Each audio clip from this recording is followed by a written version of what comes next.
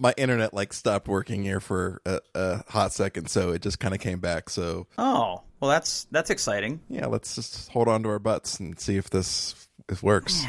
Yeah. Well, I like holding on to my butt. Hey, how do I sound? Do I sound okay? You sound fine. Okay.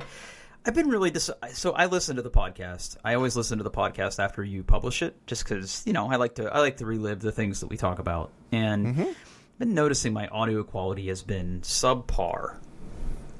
I'm not sure why.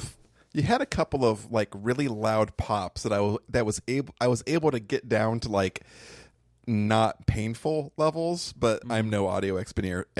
I'm no audio engineer, so I only did what I could. But I think our podcast probably sounds better than most, right? I mean, it does, yes, yeah, it definitely does. I'm not saying that we're terrible. It's just that given my setup here, I need to do more with my dip switches and my gain and twist all my knobs, right? All right, twist them knobs. Twist those knobs. So, okay, I'm going to go hot and heavy here. So let's get this right out of the way. Give me a headphone update. They're still really good.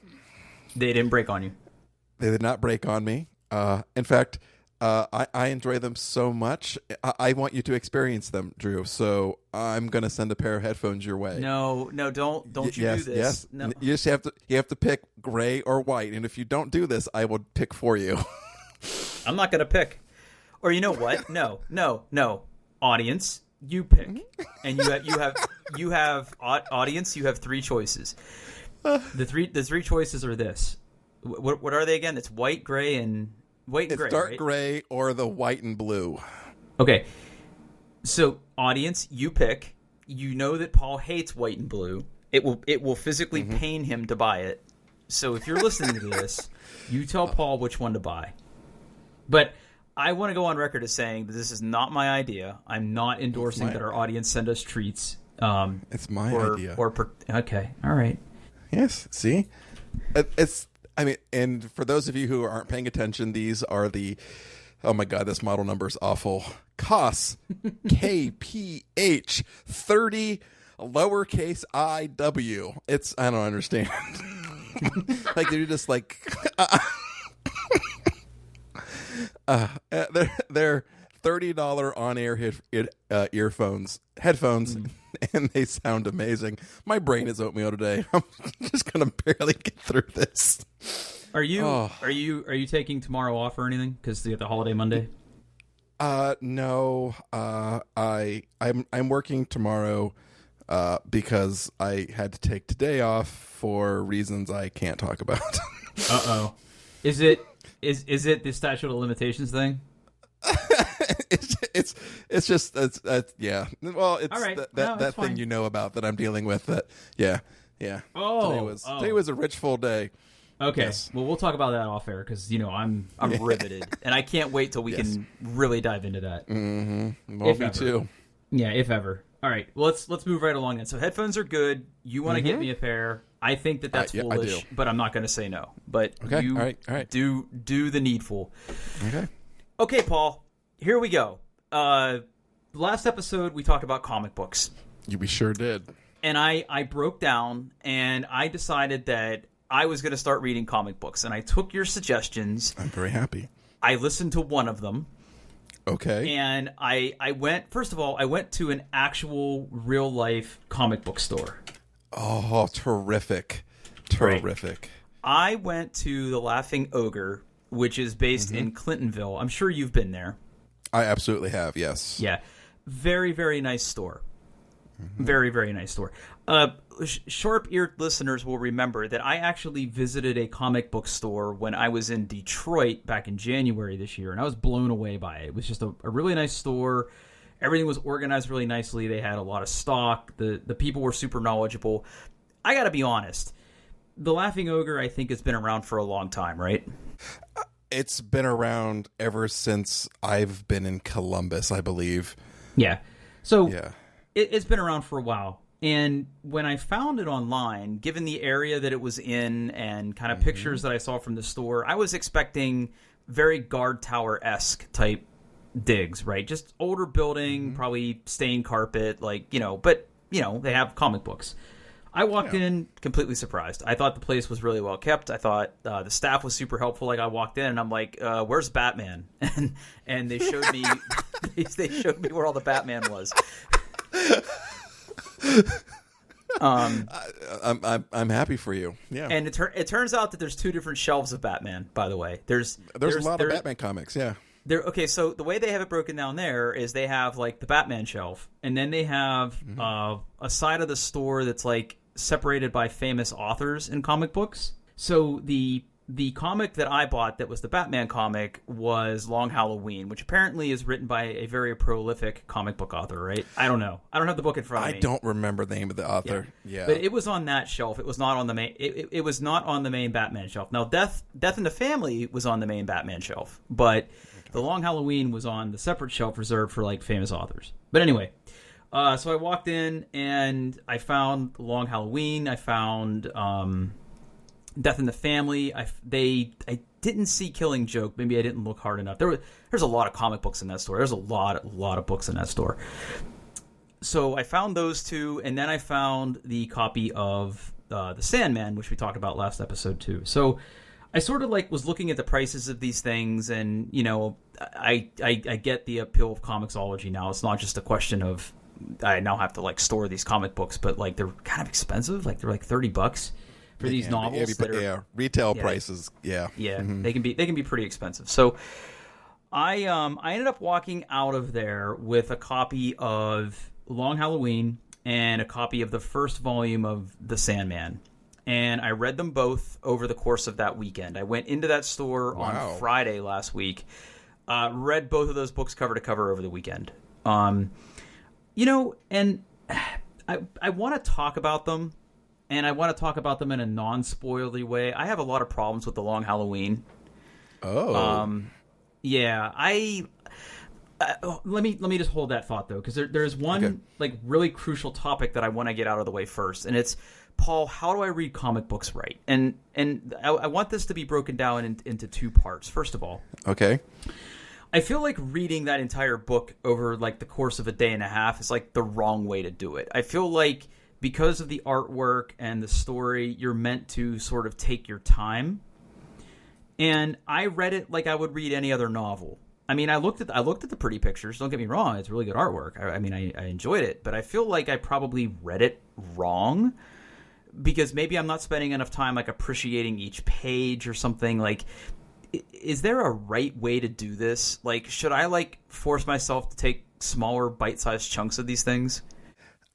So I would say there is no wrong way to read a comic book. If you read the comic book and you followed the story, you did it right. I will tell you how I read comic books. So, each page, I read the words like really fast, like I'd be reading a book, right? And I'm just kind of like glancing at the you know, like you can't not see the panels and the artwork, right? But that's not my big focus, right? I'm mostly reading the words and getting a gist of the story. Then I kind of take a second pass through the page, where I primarily focus on the artwork, looking at, you know, picking up things that I missed in my scan, just appreciating the artwork. Like for me, the artwork is a big part of why I read comic books, right? If I didn't appreciate the artistry, I should just read a book, right? And I mean, I do read books, so, you know, don't hate me. But I do tend to read them slower. So like it takes me, like I could spend, you know, a minute on a page, right? Which for something that probably has, you know, like less than like 75 words and, you know, like 6 to 8 pictures is a long time. But I take them and I enjoy them.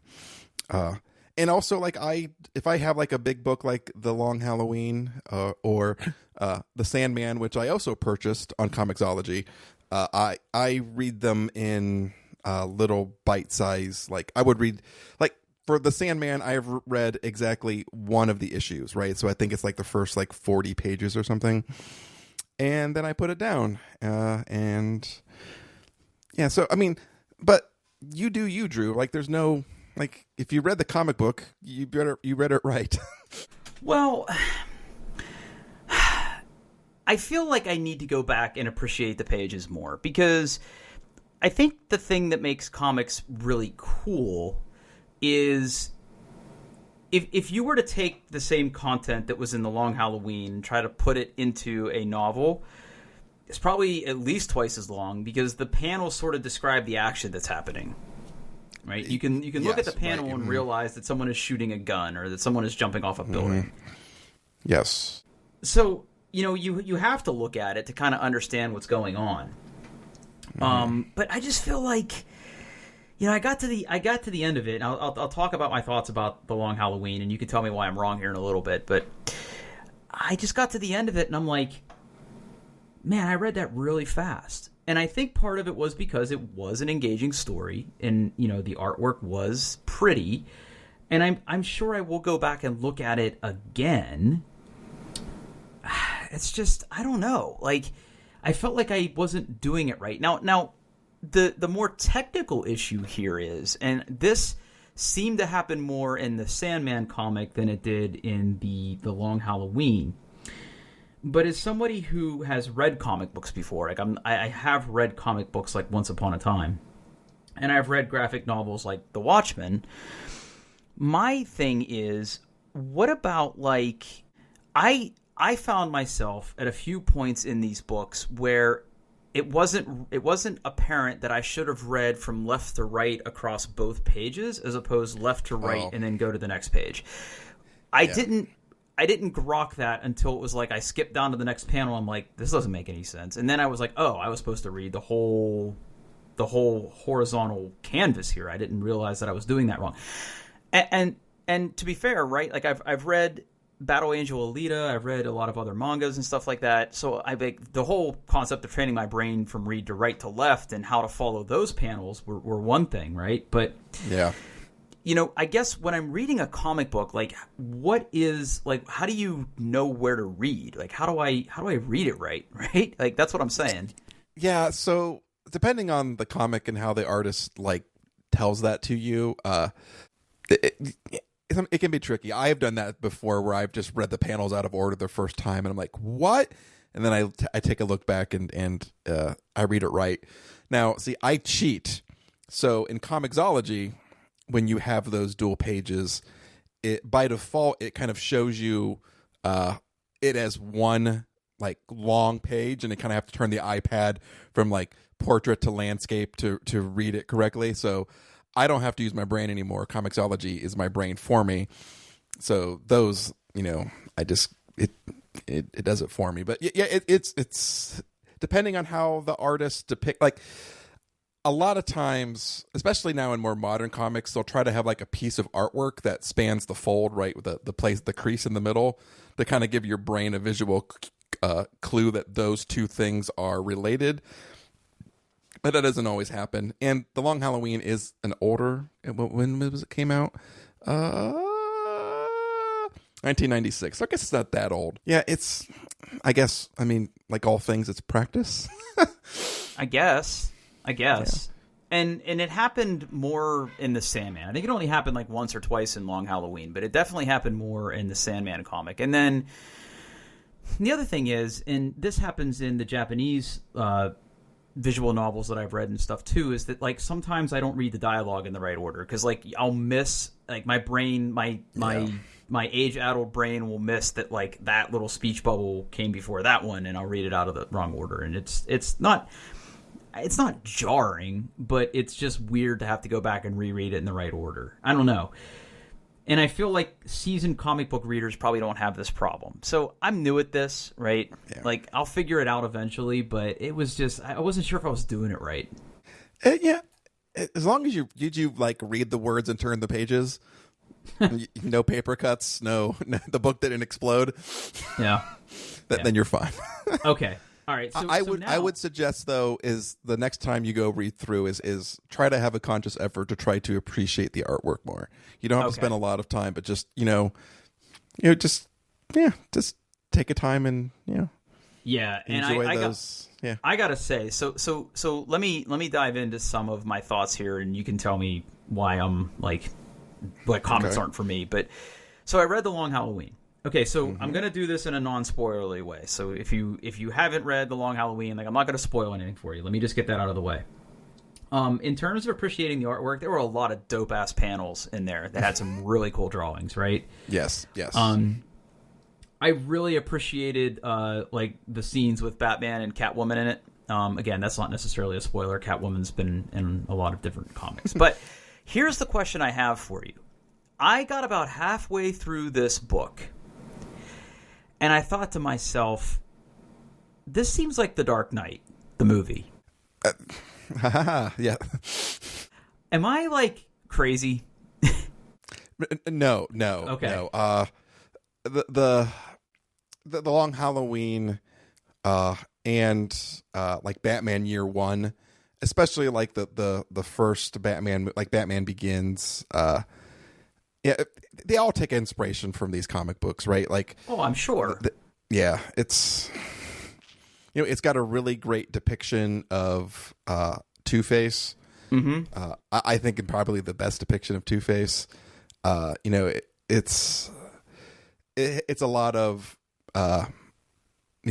Batman the detective rather than Batman the pound everyone into it. There's fighting, right? There's got to be fighting, but it's at its heart it's kind of like a murder mystery. Right. Yeah. And I thought it did. So I read through it, and let me tell you about the things I like. So I really liked the whole premise, right, about how there's like a murder on every holiday, right? And they can't figure out who it is, and they're trying to figure out who it is, and there's all these other little subplots going along with like organized crime and all this other stuff, and that was really good. Yeah. But right, it becomes pretty apparent at the beginning who like the suspects are. There's a few characters that get introduced kind of early that you're like, oh, there's totally the person who did it. And how do I say this without spoiling anything? That's not necessarily true, but those people do play a big role in the story as it kind of gets to its climax. And I was not able to predict the ending, despite what I just said. I was not able to predict the ending. I did not see the ending necessarily coming. I thought that they wrapped it up really nicely, and I thought that the story was good. But I have one really, really big problem with this, okay? Okay.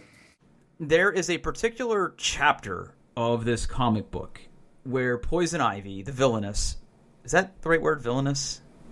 The female villain? Yes. Okay. Where the female villain, Poison Ivy, shows up. And she seduces Bruce Wayne. Okay? And she uses, like, toxins or mind control or... I don't know. There was a lot of lettuce on Bruce Wayne's chest at some point. I don't really understand what was happening.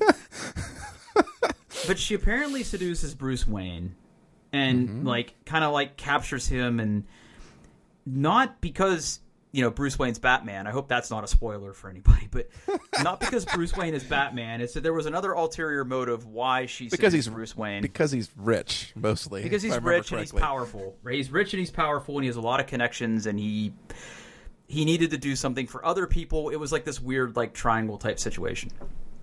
Here's my problem, though. If Bruce Wayne is wrapped around her little finger, how does she not find out that he's not Batman? Yeah. I read that chapter and I'm like, this makes no sense to me. Like, at what point? Like Bruce Wayne will literally do anything she says. I mean, it's implied.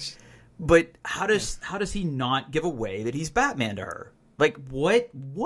Like, doesn't help me. I don't know. I mean, there's those kind of things in all movies and television shows where you kind of have to go, well, he didn't tell her that he was Batman because if he did, it would have ruined the plot. And go, I guess. Yeah. I mean, I'm willing to suspend the disbelief about a lot of stuff, but I got through that chapter and I'm like, this is where it should have ended. Like, everybody knows that he's Batman now. Like, that should have been where it ended. It doesn't though. Like It does not. No, it does not. Somebody comes and saves the day. Not going to say who, but someone comes and saves the day. In really kind of a playful, kind of adorable kind of way. I really enjoyed that. But yeah, I read through it and I thought it was okay-ish. I got to the end and I'm like, yeah, I don't know. Like, okay, I had really high expectations. And I know that it's probably one of the better regarded Batman series because of the whole continuity thing about the overarching plot of the murders on the holidays. And again, I thought the way that they ended it really threw me for a loop. There's some pretty tropey stuff in there too, I would say. Okay. But again, comic books. Comic books. Yeah. I don't know. I guess I didn't fully appreciate how old it was either. I didn't realize the year that it was published. And I know you just looked it up, right? I forget. Yeah, 96. Yeah. 96. So it's a little long in the tooth. I mean, we're coming up on what? 20 some years? I don't know. I got scolded for my date math in the last episode for reasons I can't get into, but dates are hard. Yeah, dates are hard. Date math is hard. It's like the hardest thing in programming. That and pointers. But yeah, I don't know. I wouldn't consider that time wasted. I enjoyed it. I think it was a good story. But there were those little nagging things that just kind of poked at me a little bit. Now, shifting gears though, Sandman. Okay. Loved it. I've only read like I have the first volume and I read the first issue out of that volume. And man, it's not at all what I expected it to be. I mean, at all. Like I had no idea what to expect, but it certainly was not this. And I'm really enjoying the art style. Yes. The way that, I mean, I don't want to spend. I mean, it's hard to talk about things without spoiling it, but the way that first issue kind of moved through time, yeah, was very interesting. Yeah. Yeah. Yeah, so the Sandman okay, so I have more questions here. So again, without giving anything away, the kind of the main character, which I think he goes by Morpheus officially, he is a member of a race called the Endless. Am I saying the right words here? Am I officially a nerd now? Is that how this works? I don't think I know this yet. Okay. Well, I just assumed that you knew because you're so versed in DC stuff. No. I knew very little about the Sandman except that I have a friend who's been like telling me to read it for years. Okay, and then all right, then I the fact that you were going to read it, yeah. That okay. So I won't.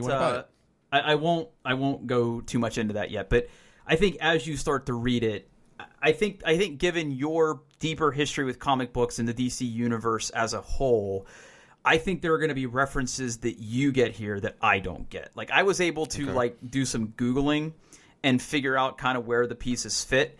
I don't think you'll have that problem. So I was, whenever you get through it, I want to talk more about that because I kind of want to find out where they fit in this universe. But you're absolutely correct. There's this big like time lapse part of the beginning where it's not entirely clear what's going on. And I will say that having read the entire Volume 1 compendium, which is like, I think 9 issues, the first issue is very intriguing. It sort of hits a little bit of a lull in the middle. But issues 8 and 9 will kick you right in the junk. Holy cow. There's issue 8, I believe, and I could be wrong here, but there's 2 issues back to back that are very, very well done. There's Waiting on the End of the World, which is kind of like that whole volume 1 is like a hero's journey, if you will, because there's things that the main character has to do to sort of like, I'm not going to get into it. I don't want to give anything away for you or the audience, but he's on a bit of a journey.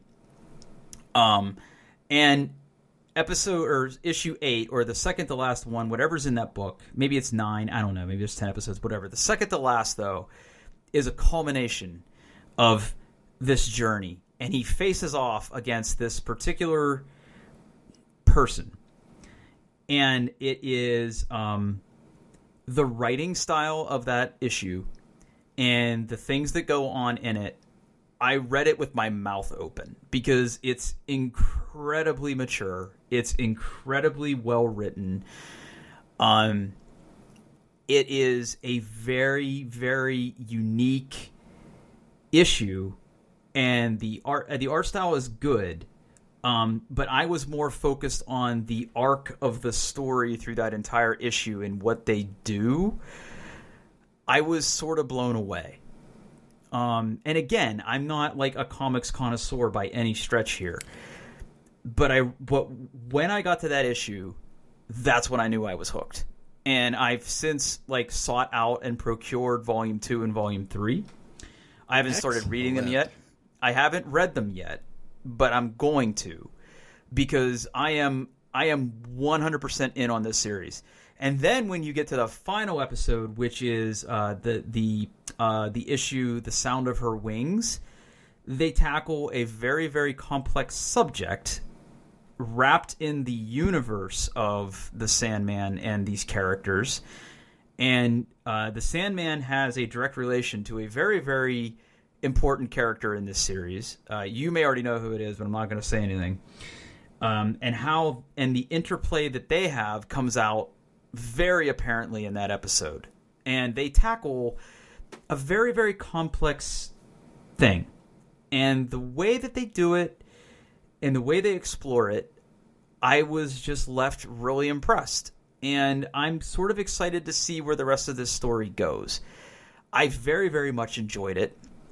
I did not read the introduction to this volume. There's a set of very large introductions in this volume, and I did not read them. And I don't those. Yeah, but I did go back and read them when I was done. Okay. And the person who wrote the introduction, had a very similar reaction to not only what I thought of the Sandman, but comics as a whole. So I felt like it resonated with me on a very, very deep level. And while maybe The Long Halloween wasn't my jam, and I still want to read Death in the Family, and I still want to read Killing Joke just because I think that those are cool, I'm like way into this Sandman series. So I'm curious when you finish it up what you think. Those issues in particular, I really want to get your thoughts on that, because it's some pretty intense stuff. I can definitely tell you that, what we talked about last episode about how these are in that, what's the name of that label?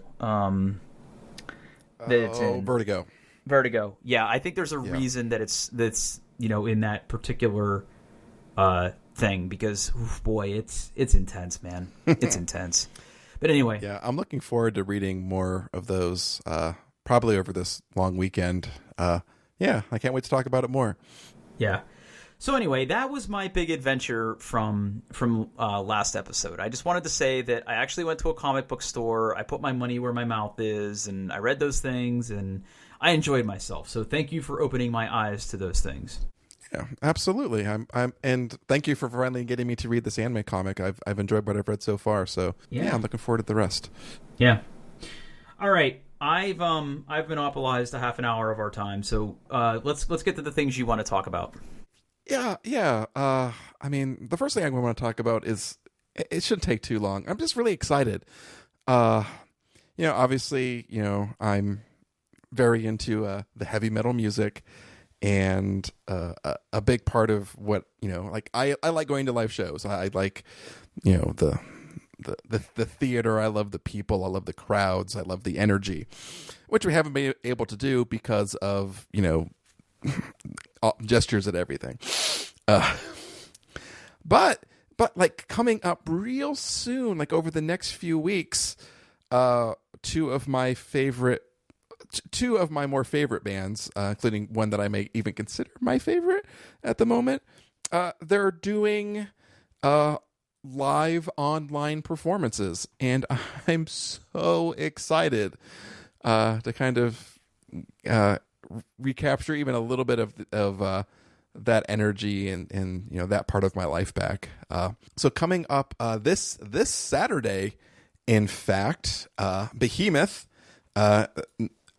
most noted for this show for being the band that is the large back patch on my battle jacket, They are doing a show from a secret location in Poland.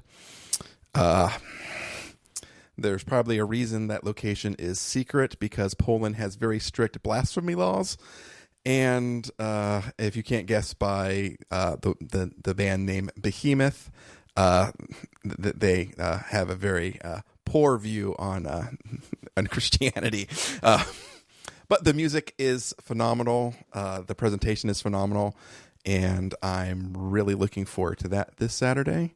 I probably should drop some links in the show notes. And then another one of my the bands I enjoy, Lamb of God, they are doing 2 shows on the 18th and the 25th, each which they're performing an album in their entirety live. So it's live music is back in a way. I'm happy that these bands are trying to figure out a way to make money, because they're selling tickets and they're selling limited edition shirts so you can order with these to kind of commemorate the concert. Again, my brain is oatmeal. Exactly. I spent way too much money on t-shirts for the Behemoth show, but that's okay. I deserve them. I need 3 Behemoth shirts, new Behemoth shirts. I need them, Drew. I need them. Okay. So that's what I bought. But I'm pretty pumped. Mm-hmm. It's gonna be loud and angry in my office on Saturday. So let me make sure I understand then. So you're gonna watch the concerts remotely, and you're gonna be able to order merch as a part of it. I've already ordered the merch. Yeah. Okay. What they're doing, both bands they're selling bundles, right? So you get a t-shirt, and I think in some of the cases you get a facsimile of the ticket you would have had, and then you get the virtual ticket. And I'm actually kind of excited. The Behemoth show on Saturday is doing something I've never really seen before. Is they are offering multiple cameras. So there will be like a director's cut that you can watch where someone who has taste is picking what you watch, but you could pick whatever camera you want. So if you really want to watch the drummer for a period of time, you can just change the camera and do that. So I'm kind of curious to see how that works. Okay, so I'm looking at the Behemoth website. It looks like yes. Okay, so you must be referring to the Legion bundle. Yes, that is what I bought. The Legion bundle. Okay. Looks like there are 3 shirts. It looks like there are 2 t-shirts and 1 long sleeve shirt. That is correct. Okay. Those are pretty cool. Those look really cool. Yes. I like the long sleeve with the... If you like evil things. Yeah. Yeah.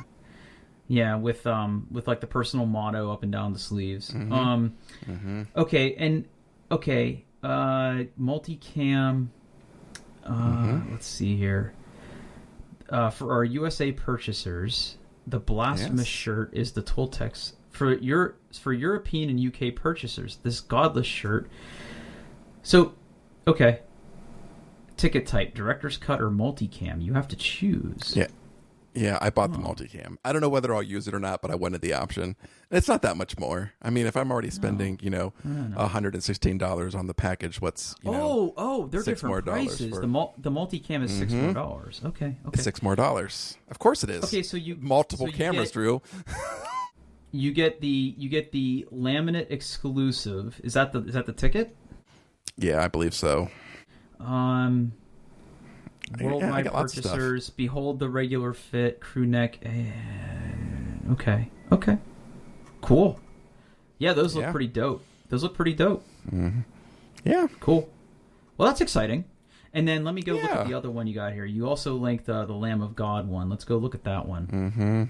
Yeah. Okay, so same deal. I see different bundles. These bundles are much cheaper. Yeah, I just bought the bundle that has the T-shirt and the tickets for both shows. Not that one the was poster. Much cheaper. Not the poster. I have no place to put a poster. I don't need a poster. You don't live in a dorm room. I get it. Yeah, you need. I can't wear a poster outside. Well, I mean, if you really wanted to. Okay. Well, that's exciting. Now, okay. Okay, Smarty Pants. Here, okay, this is where this conversation goes. All right, I got you now, fucker. Okay. When you listen to this concert, are you going to use your $30 headphones or your really expensive headphones? I am probably going to use my really expensive headphones. Okay, all right, that's what I thought. Okay, that's all I needed to hear. All right, gotcha. Gotcha. The costs are good, but they're good. They sound my expensive headphones sound better. The costs are way closer than I would like to admit for a $30 pair of headphones. That's what I'll say. I'm still reserving judgment. Okay. All right. Okay. Last topic on the docket for tonight. The big thing that sort of blew up the internet. Why don't you tee us up? Because boy, do I have thoughts. Okay, so this is why I put this in there, because I was only kind of tangentially aware, and I read half of an article before my eyes started bleeding. I'm like, you know what? I'm just going to talk to Drew about this. Nvidia, what it feels like, finally announced their new set of GPUs.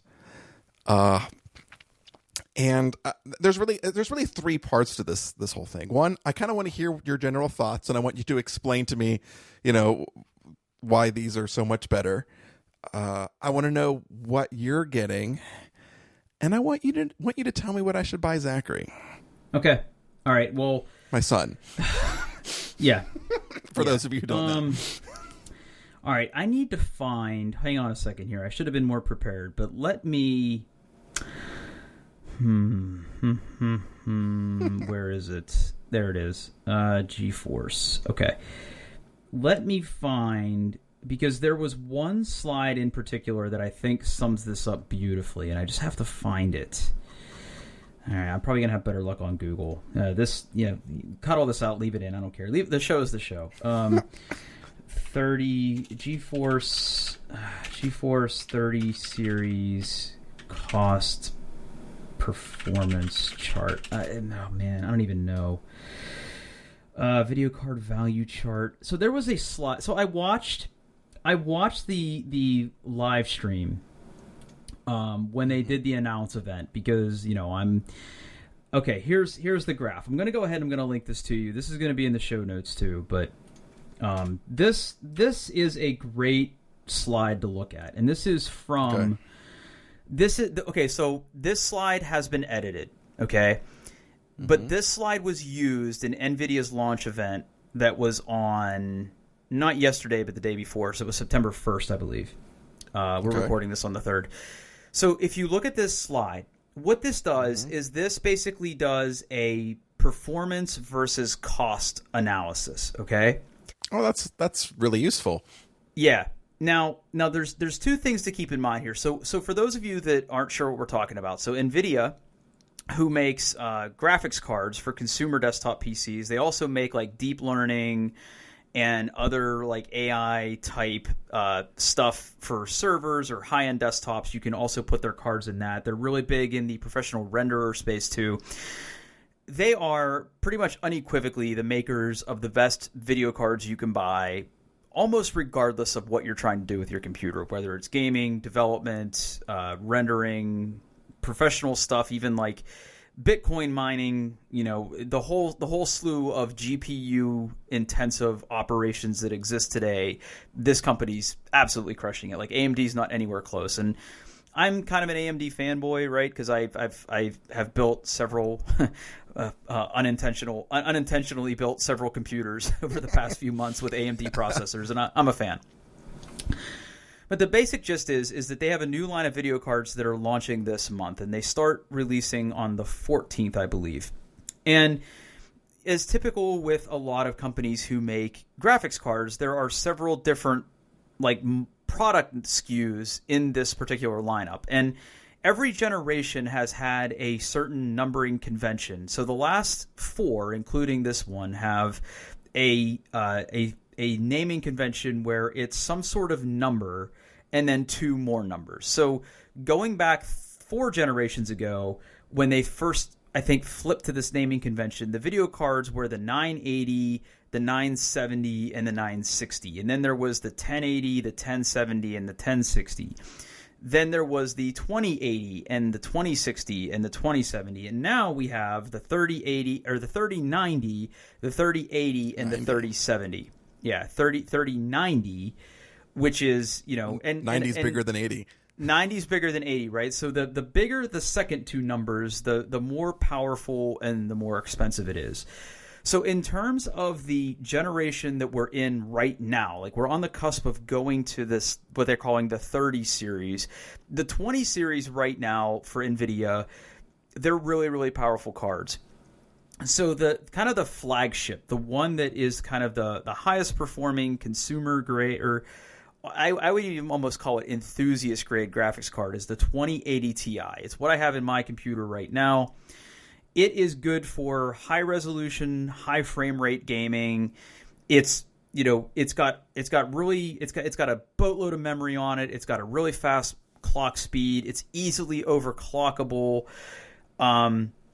You can do a lot of things with it. If you're streaming, you don't take as big of a hit with your streaming and encoding at the same time, which if you've watched me stream, it's the quality of my stream, that's a large part of it because I'm gaming and then also encoding on the same computer, and it works pretty well.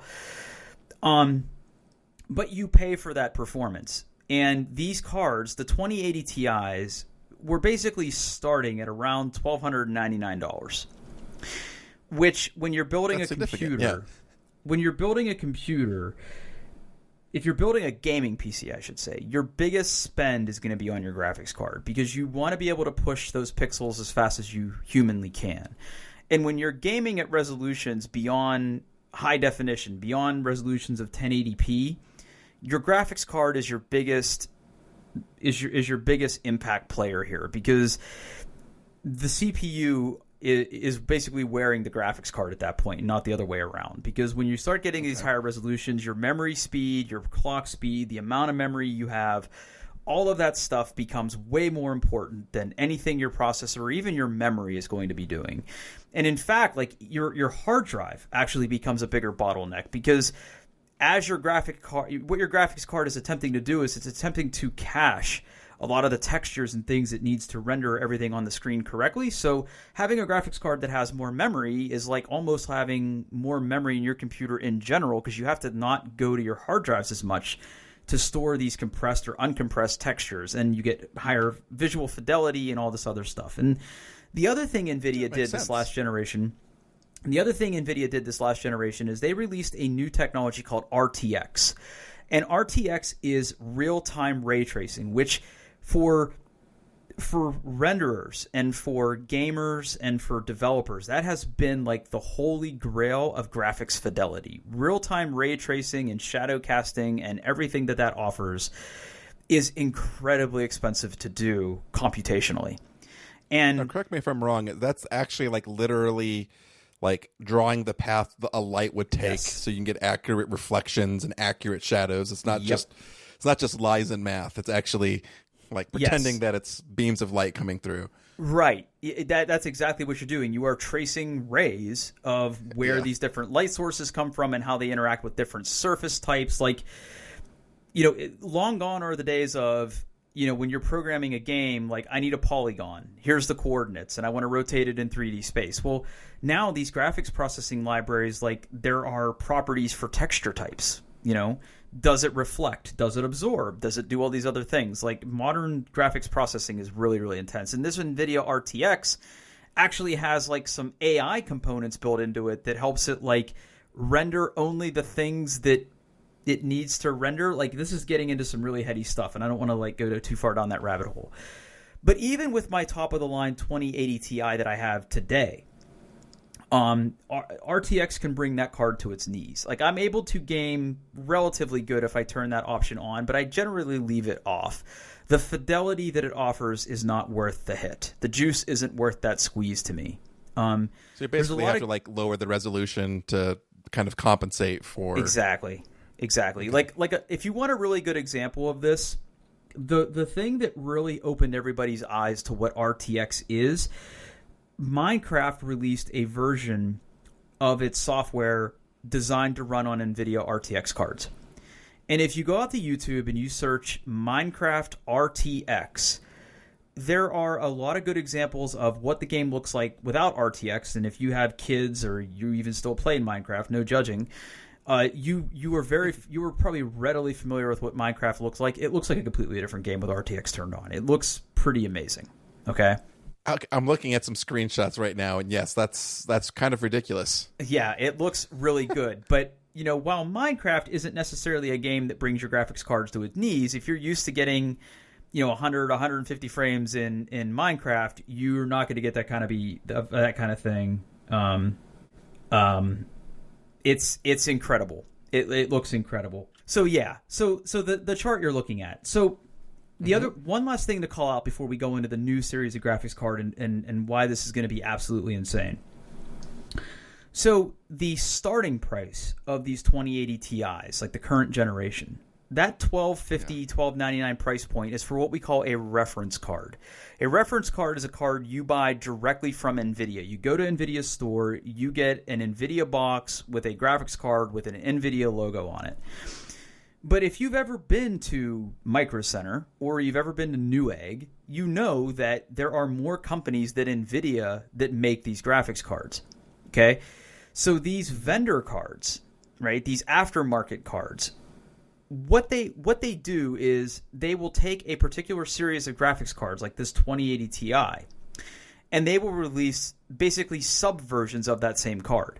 So I could walk to Micro Center, I could go to the graphics card section, and I could find all the 2080 Ti's that a company like, I don't know, Asus makes. And there will be like 3 of them. And you'll look at them, and one will be close to that $1,250 mark, maybe even sometimes a little bit cheaper, depending if they have like a rebate or something.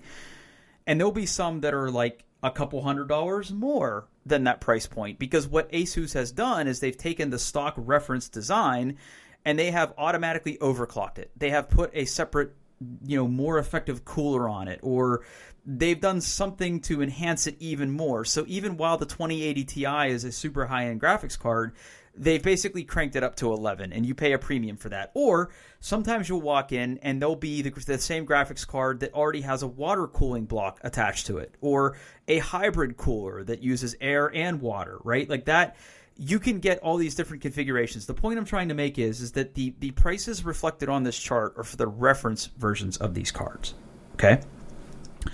So NVIDIA announces these new 3000 series or these 30 series graphics cards. And if you look at this chart, this sums it up better than I'm going to be able to do. You're going to get roughly... You get more for less. That seems to be the...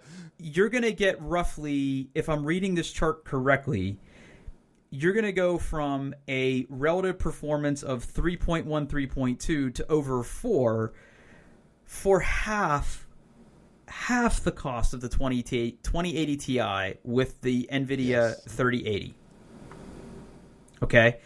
Yeah. Now that's a 2 times bump over the stock, what we call 2080, not the Ti, but it's still a pretty considerable bump for a very, very good price. I think they're going to debut for like $699 or $650, I forget. That's insane performance for that. And from what I have seen, so, yes. From what I have seen, the 3080 is going to be the card to get if you want to start gaming at 4K. Even these 2080s and 2080 Ti's at max settings, sometimes they struggle to maintain playable frame rates at 4K. It seems like from everything we've seen so far, games like Doom Eternal, and I think there's a couple other benchmarks that are already out there, you're going to be able to play 4K pretty reliably. And I purposely haven't bought a 4K monitor just because even with my setup, I don't think I could comfortably game at 4K. I'd have to overclock my graphics card pretty heavily, and even with my water cooling setup that I'm pretty sure I'm going to call a failure at this point. Like, I think I've sort of resigned myself to that. I don't think I could game at 4K. But the 3080 looks to be the card to get. So if you were to ask me, Drew, what should I get for Zach? It's going to be a 3080. Mm-hmm. Because here's the deal. Even though the 3070 is a really nice bump, we're only talking about $150, maybe $180 difference between that and the 3080. It's kind of a no-brainer. It really, I had the really same thought of the price per performance. I think that 3080 is in that kind of sweet spot. Yep. Now, on this chart, which is edited and is from the Nvidia subreddit, and this is where I pulled it from, they also put their own little blip on here about where the 3090 is going to live on this price and performance chart. And I think I'm being kind when I'm calling it an outlier. So if the 2080 Ti stock reference card was around $1,200, this video card is going to cost a whopping at least $1,500, assuming that vendors don't get cute and charge you a premium for it. So the 3090 is basically designed to replace what Nvidia calls their Titan series. So in addition to the 2080 Ti, there was one graphics card that sort of lived beyond what the 2080 Ti was, and that series of video cards, were called the Titan series. And if the 2080 Ti was the 2080 sort of tuned up a little bit, the Titan series were squarely aimed at enthusiasts with the deepest pockets. Or they were the cards you wanted to get if you were really doing really deep machine learning, because they had very high clock rates, they had a ton of memory. They were the enthusiast card. Like they were the Halo product in this stack. And when I watched the presentation for this, the guy that did the presentation said, look, we didn't anticipate how many people wanted to buy Titan cards. So guess what, gamers? You want to spend that money? Oh, we got something for you. It's going to be the 3090. And the 3090 is higher up on the chart than the 3080, but you are paying almost double what you're going to pay for a 3080 to get there. And oh, by the way... And oh, by the way, if you go out and look at a picture of how big these graphics cards are, they are monstrous. They are ridiculously large because they have really radically designed heat sinks that are designed to run cooler and keep them quieter. They look absolutely monstrous. And unless you have like a bigger size mid-size ATX case, like kind of like trending onto the larger size, I don't know if you're going to be able to fit that bad boy in there. Like they're I need to do massive. some measurements. Yeah. I think the 3080 you'd be okay, but like if you're thinking about a 3090, you're going to want to take a good hard look at your computer case because I don't know if that's going to fit, dog. Yeah. Like it's really, really massive. Yeah, I could see the hobbyist community custom building cases that really handle the monstrosity of this thing. It's really freaking big. It's huge. It's huge, and we'll put links in the show notes. But like it's massive, and even the 3080 is no slouch. But now here's the other thing you have to consider too, is that I've already seen, and again, these third-party vendors like Asus, EVGA, Colorful, MSI, Gigabyte, like they're going to release their own versions of this, right? So while the reference card version might be $1,500, like these other ones might easily reach into the $2,000 range. Like that is very much a reality right now. Okay. The other thing to keep in mind is that when you're putting these cards in here, they are going to have insane power draw. They're going to have insane heat. So for me, I have a decision to make. I could, theoretically, because I've already seen some manufacturers that are going to be doing this, and it looks like EVGA is going to be one of them. I could go out and buy a 3090 that already has a water block on it, or a 3080 that already has a water block on it, and drop it into my water cooling case. But I don't think I'm going to. I think I'm going to rely on the reference card and the cooler design of this thing and see how it does. Because that's one of those things that, you know, as the card sort of enters the mainstream, or as these cards sort of enter the mainstream, I'll be able to buy a water block later on if I really need to. So I think I'm going to just go. Yeah. I think I'm going to go with the air cooling first to, one, keep the cost down when I do the upgrade, and then kind of see how it goes and sort of figure out what my cooling is going to look like after that. So now, which one did you say you're going to buy again? This is a safe space, Drew. You can say we can say whatever you want. I think I'm going to get the 3090 if I can find it. If I can find it. So the 3080 launches a week before the 3090. Okay. I already have some notifications set up for like different vendor websites. Like when the reference cards go on sale for Nvidia, I'm hoping that I can snag one. They're going to go extremely fast, regardless of which one of these you buy, because these things have completely broken the internet. People have been purposely holding off upgrading for these because the rumor for a long time is that the 3080 was going to be ridiculously cheaper than any 2080 Ti that's out there today, so people were holding off. I have friends that have been holding off. These are going to be the hot ticket holiday item if you're in the computing space, because these are launching in September. Given, gestures at everything, I don't know what the supply lines are going to be for these things. I think these are going to be hard to get. I think Micro Center, I'm going to have to stock it like I stocked it for my 3950 processor, right? I think I'm going to have to like really keep an eye out on these things and try to snag one. I'm seriously considering maybe getting up and going and standing in line at Micro Center for the 3090 launch if it launches on the day I think it does. Really? Okay. I think I'm there. I think I want one. That's a really high price tag. Right now in my heart of hearts, I know I want a 3090 because I've always, me, I want to buy the best. I'm willing to buy nice things. But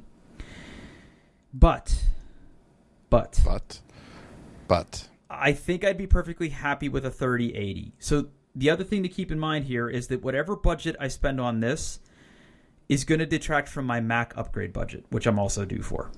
Oh. So my next two big purchases are going to be replacing my MacBook Pro. And I sort of want to wait as long as I can to do that for reasons not related to this, but I have a feeling that's going to be happening before the end of the year. And if that's the case, it's harder for me to justify spending that much on the 3090. I could see that. But then, like, I don't know, like, with your enthusiasm for PC gaming, I think you'd be disappointed that you didn't have the 3090. I'm not trying to spend 100%. Money. Nope, 100%. 100%. The 3080 would absolutely be my silver medal. No question about it. Absolutely no question about that. Nope. And my wife, if she's not listening to this, is probably yelling at her car because she doesn't want to hear that, right? Yeah.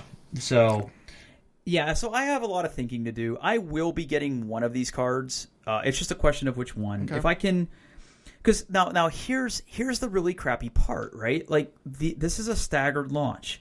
So if next week I arrive at the fact of, yep, I want a 3090, that means I'm not going to be online waiting for a 3080, and the first waves are going to be completely sold out. And who knows when those are going to be available again. So I'm basically betting the farm on the fact that I'm going to be able to get a 3090, when in reality I'm going to be kind of passing over the 3080, not getting that, and then potentially not getting a 3090. That's going to really upset me because you know how impulsive I am. I do. Yeah. Yep. Oh. I mean, literally, this entire podcast could be called, Drew's impulsiveness, right? Like, we talk about a lot of things that stack that up. Yeah, you and me both. That's cool. So I think I may also throw my hat in the ring for the 3080 launch on September 17th and see what I can't. Like, I'm not going to be disappointed if I don't get one, but I think I might try. Oh, I think Zach would love it. I think Zach would love it.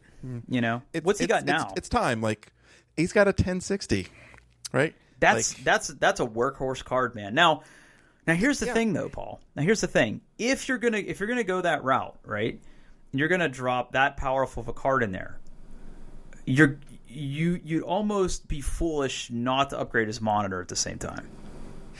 I have the same. So I think I might try. I'm more worried about the availability of this than I am about the monitor. I think even if I think that's fair. Christmas, I think that's fair. I could focus on getting this and then start looking for a good sale on, because he's just got a 1080p monitor. It supports more than 60 frames per second. It does the 144. Yeah. I don't know numbers. Yeah, there's 144, 240. Yeah. Yeah. And to be honest, like when he's playing games that, are honestly like less intensive, like Minecraft, right? Like he pulls like 80 frames a second on that 1060, which is like that's I've when I first built him this computer, I wasn't even sure whether he was going to take to PC gaming, right? So I wasn't going to spend the inordinate, like a lot of money. But like he loves that thing. Like we've had a few little upgrades, a CPU upgrade and storage and stuff in the past. But like the thing that he really needs to kind of take it up to the next level, like is a better graphics card. And when I saw these were coming out, I'm like, this may be this may be what he gets. Mm-hmm. Yeah, but again, I think only having a 1080p monitor here, you're probably going to want to go big or go home, right? I would say at least 1440p at that point, if not 4K. Okay. I mean, hell, go for it, right? Yeah. Yeah. Okay. Wow. Everybody gets a graphics card. Everybody gets a new graphics card. Everybody gets one. Everybody gets one. Yeah. Everybody. All right. Well, let's wrap this up. What do you say? Yeah, let's do that. As always, I'm sure they're doing their best, and that's the name of the show. We're on the internet at doingtheirbest.com, on Twitter at doingbestpod, and I'm on Twitter at Paul Baylor. That's BAHLER. And where can we find you, Drew? I'm on Twitter at Pittsburgh, PITTFURG. Yes, you are. Cool. All right, everybody. Thanks for listening. Take care.